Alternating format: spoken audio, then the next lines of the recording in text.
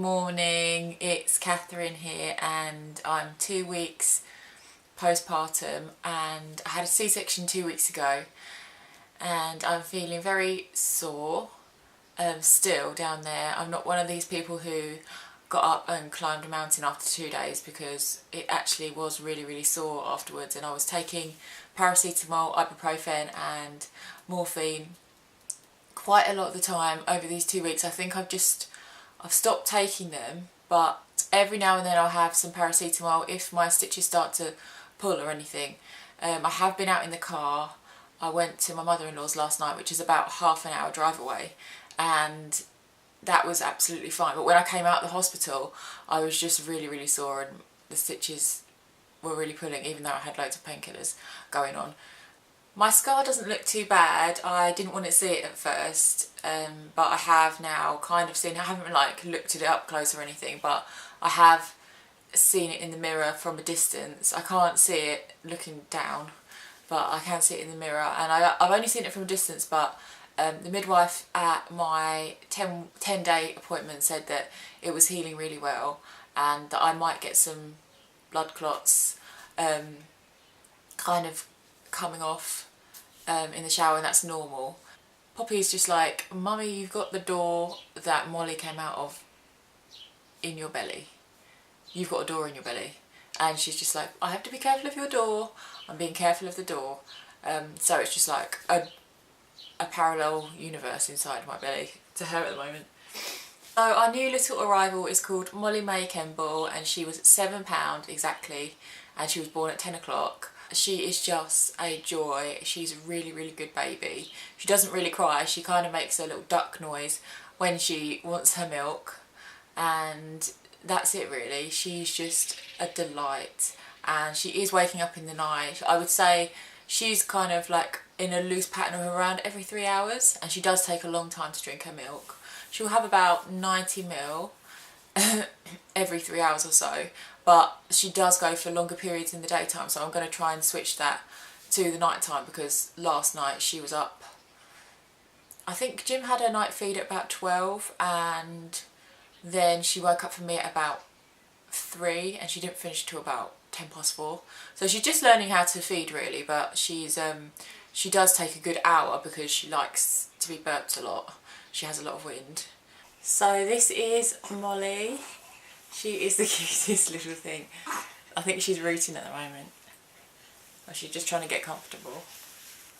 I'll show you. She's just had her feed, so she's nice and sleepy. She's got really dry skin.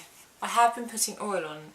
You're meant to put something that I didn't know what it meant, and also they said coconut oil, which I have a massive tub of, so I've been using coconut oil for her skin, and it's actually come up really well. Her hands were really flaky and they've really gone down, and her feet as well particularly, but all over her body really.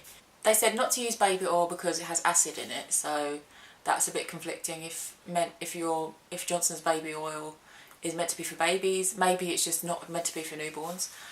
But I have been using that on my own hands after I use my hand gel, which I keep in a pump by her nappy changing station, and then I put baby oil on my hands afterwards. So that's a win-win for mummy and baby. We got this little baby grow in a charity shop when just before Poppy was born. It's like the first baby thing we ever bought, and we just saw it and we were just like, that is the cutest, tiniest thing I've ever seen. Like, we have to buy it. And now Molly's got it on. But it actually is one of the things that fits her, because although she was £7, she doesn't really fit 0 to 3 month clothes. She fits up to 1 month or tiny baby clothes at the moment, and her legs are so spindly, and her toes are really long actually. Also her fingernails are really long. I didn't want to cut them, and they're almost like, they're really soft anyway, so it's not like something you'd want to cut, and if you did you'd probably end up cutting her fingers off, which I can't even handle. So I think what I'm going to do is either bite them off, which I have tried to bite a few off, but I haven't, because I can't see where her finger ends and where the fingernail starts, so I have to be really, really careful, but you can kind of feel it if you put them in your mouth. Or the midwife said you can kind of pick them off, which I have had no success in whatsoever. So she does like to scratch her face. She does like to have her hands all up here, up in her face, and she does like them out of her blanket. She does usually wear scratch mitts, but I like the built-in ones.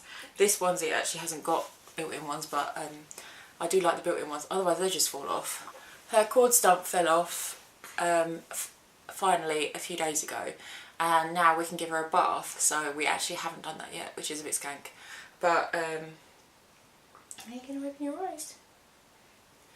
But we are going to give her a bath this afternoon with Poppy because she's so excited to give her a bath, so I'll let you know how that goes. She still does have a little bit of like a brownie blood in her belly button, but it looks like a proper innie, so that's good. And the midwife just said sort of like wipe it or just sort of touch it when it's in the bath and it should come off. So yeah, that is my 2-week postpartum video. Mollie's doing really, really well, and I have no complaints about her. My scar's healing really, really well, and I will keep you updated. If you like videos like this, then please subscribe and like this video, because I am quite new to YouTube and it would really mean the world to me. So I'll keep you updated and I'll see you very soon.